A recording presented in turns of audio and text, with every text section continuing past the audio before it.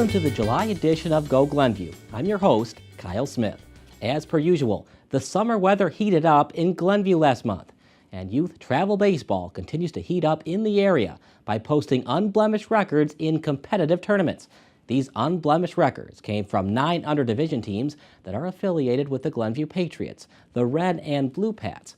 The Red team won the KWBJ Bulldog Classic Tournament in the most impressive of fashions. In their 5 games, they scored 55 runs and gave up just 9. Even more impressive, 3 of the Red Patriots' wins were by mercy rule.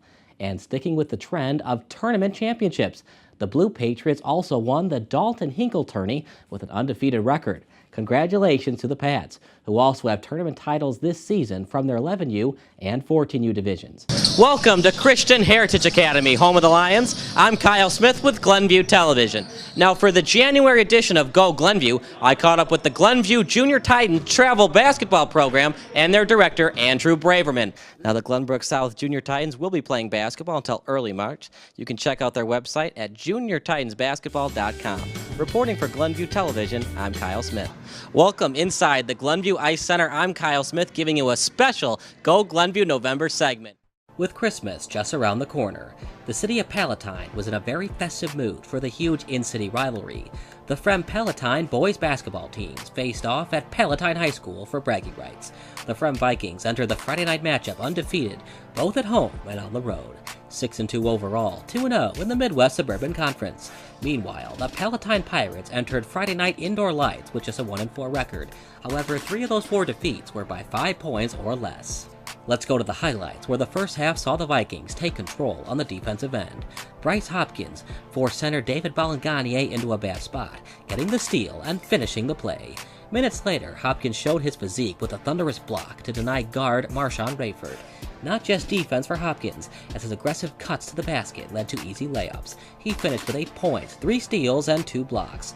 John, thank you so much and good luck today. Thank you very much. That was John Serpecki in the third. This is the pregame show sponsored by McDonald's. And in a couple minutes from now, we will start the game with the pregame festivities. I'm Kyle Smith, John Serpecki, and the pregame show sponsored by McDonald's. Game about to start in a couple of minutes from now.